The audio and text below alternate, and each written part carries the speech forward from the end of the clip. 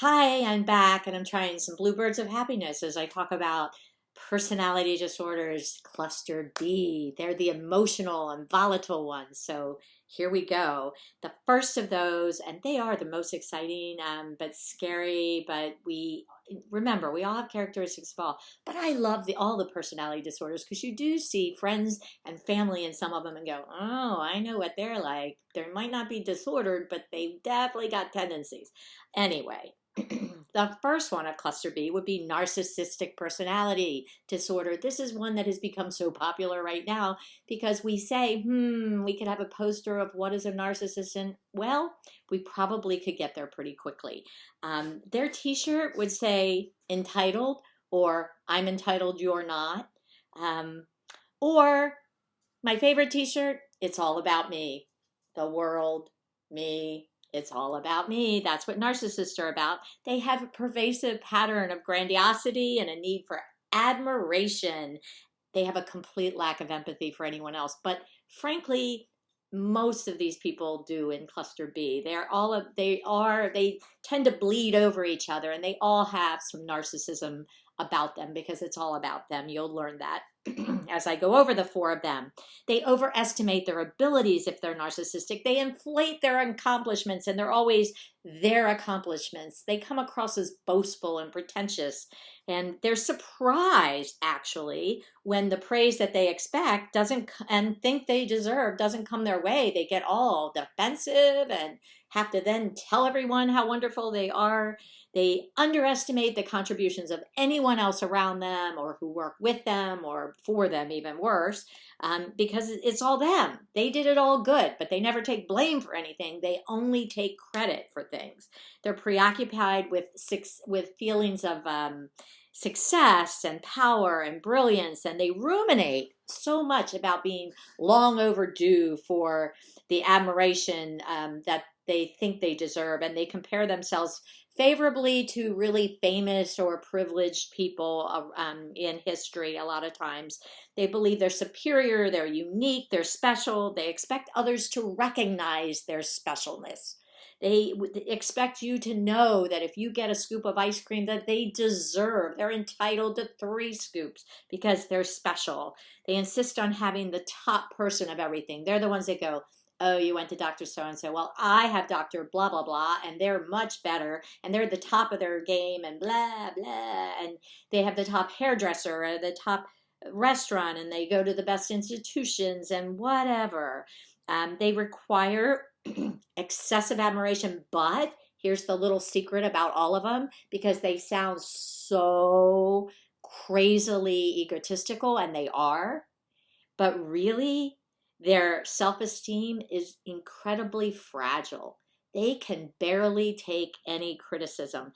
They can't take it at all. They will criticize and come back at you in spades if you tend to even disagree with them a little bit. They don't get they think it's an all or nothing thing. They don't get that you can disagree with them and still love them, or disagree with them and still think that they are competent people. They just don't get it. They want you to fawn over them, and they think you should defer to them and that they should get special treatment if they walk in a restaurant or they walk in a courtroom or wherever they walk, and they have lack of empathy for anybody else. Empathy, remember, the ability to put your feet in the shoes of someone else so that you understand how they might feel in this situation. They don't get that. They're oblivious to any hurt that they cause anyone else. They may tell their ex that was not a bad person that they are now in the relationship of a lifetime. Isn't it great? Aren't you happy for me? No, you broke up with me. You broke my heart.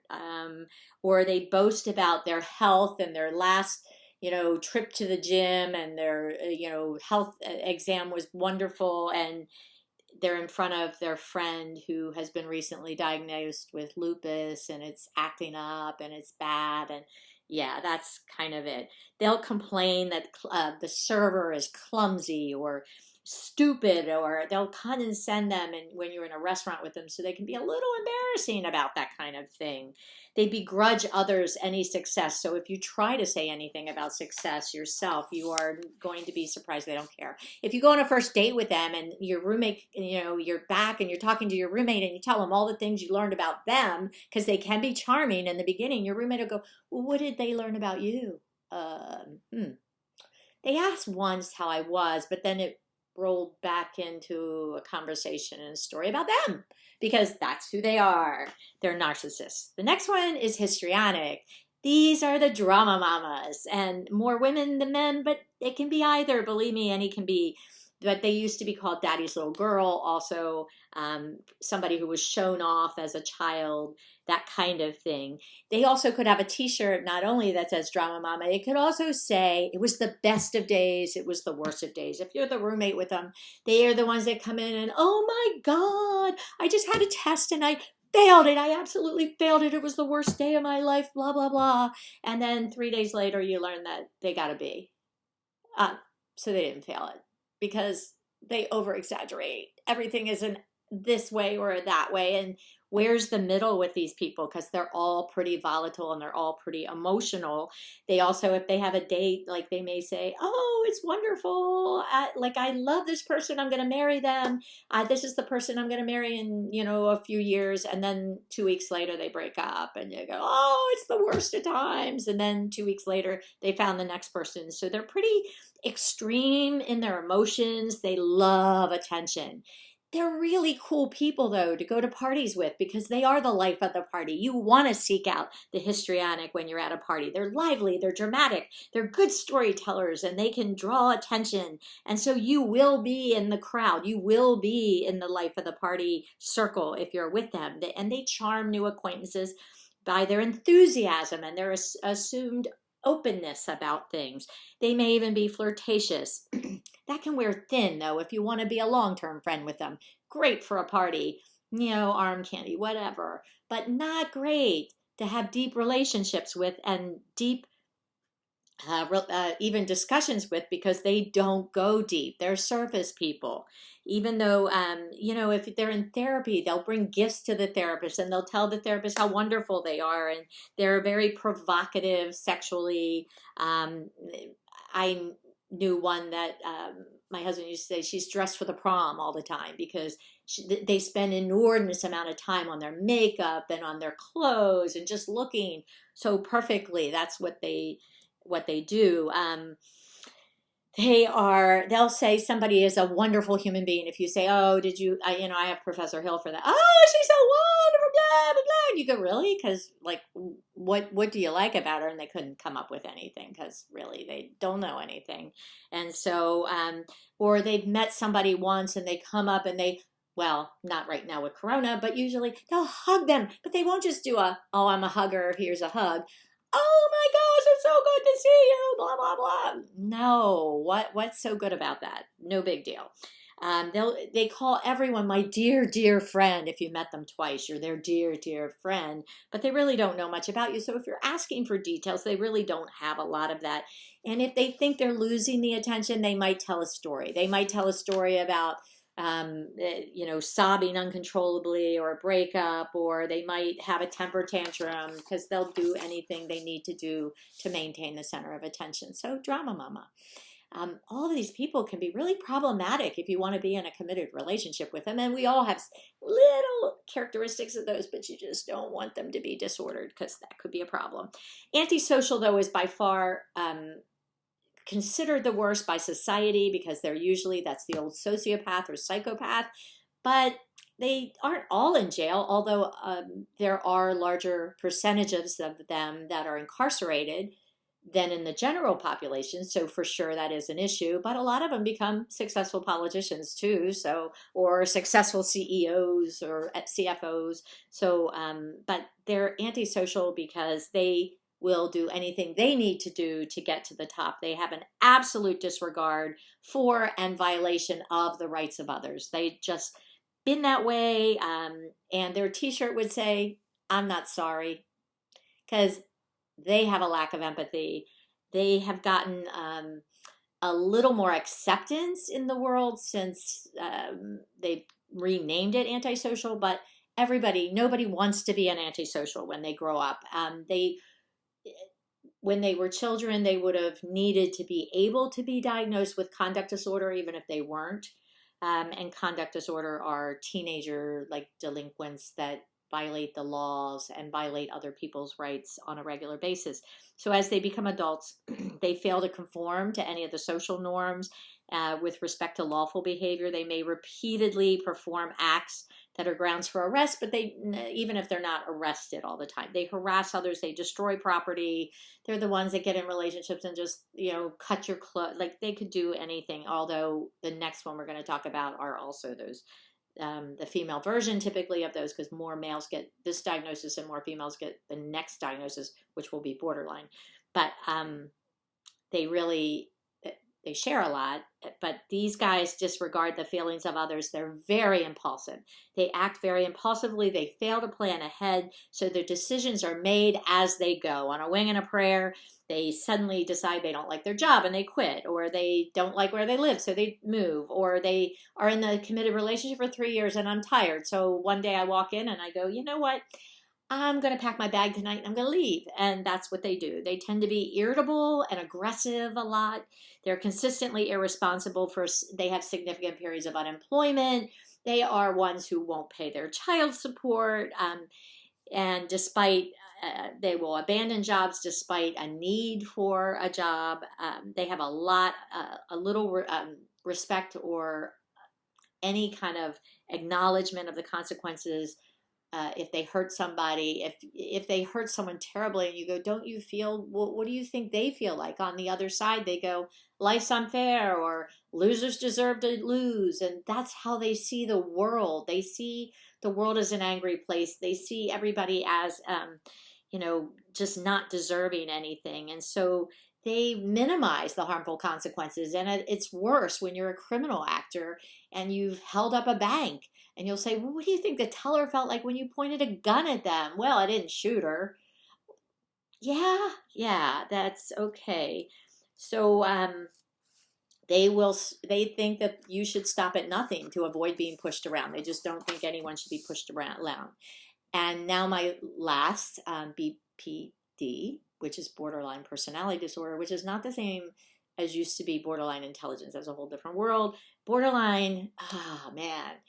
This is getting a little more respect as Pete Davidson and some other people are being diagnosed and coming out with their diagnosis. This is the one that nobody wanted. You would say you were antisocial before you said you were borderline. But if you want excitement in a dating life, pick a borderline, because the highs are higher than you have ever gone in your life. They are incredible, but what goes up must come down. So the lows are lower than any hell you've experienced before. Trust us on that. So borderlines are the ones that therapists run, don't walk from. They do not want to treat them. They have a t-shirt, I hate you, don't leave me, because you will see. And there's a line that is given for she will soon, and it can be she or he. She will soon hate without reason he who she loved without limits. So she will soon hate without reason one she loved without limits, because that's who they are. Little red flags went up in me when I would be interviewing for new clients, and they'd say, I hear you're the best, because that's what they do. They love flattery in the beginning, and there is no middle ground with them. You love them or you hate them, they hate you or they love you. It's just crazy, and it's always changing. And so they come in and they love you and they think you're wonderful. You're the best attorney I've heard about. I heard you're a barracuda. I heard you're this. I heard you're that. Blah, blah, blah. So one red flag already up. Like, you don't know crap about me. So that's not true. So and then when they say, I wait for what they say about their last lawyer, and it's usually, and my last lawyer threw me under the bus, and my spouse is a SOB, and this one is my ex-best friend that also, and all of these things, because, I love you without limit, And then I can see 3 months from now, they're going to hate me like they hated the next one and think I threw them under the bus for being realistic. They are frantic in their efforts to avoid abandonment. And so they're very sensitive to environmental cues, and they have intense fears and inappropriate anger when faced with realistic things. Like if a therapist is 5 minutes late because they had a person who had suicidal ideation on the phone with them, they will scream and say, "You don't care about me as a therapist," and blah, blah, blah. And you're home late with them after dating them for, a couple of weeks. And you're late because there was a big tie up on the Beltway and an accident. And they'll just say, "If you cared about me, you'd be here on time," because they don't get it. They have panic or fury when anybody's late, or they see it as a complete abandonment or not caring about them. They are reckless in their behavior. They're reckless in sometimes their drug and alcohol use. They're sexually promiscuous. They're but that's what I mean. The excitement comes from, because in an intimate relationship, they are, they, they rock. They are like the most mind blowing euphoria that you can imagine in the beginning, but that will only be followed by a living hell that you can't get away from. Yeah, Fatal Attraction was a movie like that kind of thing. Like they'll boil the bunny and put it in your stove, because they will do a lot of suicidal ideation, and their success of suicide in their attempts is pretty high. Not because they really want to kill themselves. It's not because of overall long-term depression. It's because of their volatileness, and they have to be very realistic and dramatic in their attempts. And sometimes they inadvertently or on purpose in the moment actually succeed in that. So they do end up with a higher, up to 10% in some research, but in the 5 to 10%, much higher than a regular even depression kinds of things. They are intolerant of being alone, and they hate boredom. They cannot be bored by anything. They quickly switch from idealizing you to devaluing you. And so if you can't be with them for a little bit of time, they will sometimes self-mutilate. They're the cutters also. They demand right after meeting you intense enmeshment, which may make you feel really good for a while, but wow, don't try to go to work or don't try to go away for a little while, because they'll see that as crazy bad. They can empathize with you, but only with the expectation that you will absolutely be there for them too. It's not an empathy that comes from their heart. It's an empathy from seeing, oh, I have to do this because they will be there for me. They are constantly seeking stimulation and something to do. So when I say they're reckless in either sex or drugs or alcohol, sometimes it's speeding, and their driving tendencies are reckless. They have to be reckless in a couple areas of their lives in order to be borderline. But that can just be from being sexually promiscuous. That can be from spending money too much. That can be from those kinds of things. So they may display extreme sarcasm and verbal outbursts, and they have bitterness forever about things. And many times we find in their background that they were pretty uh, pretty abused kids. Like they were abused pretty significantly and pretty chronically. So a lot of times it's that. It's not always that though. So you can have a borderline, but run, don't walk from your nearest borderline personality disorder. Actually, no. We know a lot more, and there are milder versions of it now that we understand better. So yeah, be kind to every human being. They all have a story. Anyway, that's our personality disorders. Hope you enjoyed. Bye, Bluebirds.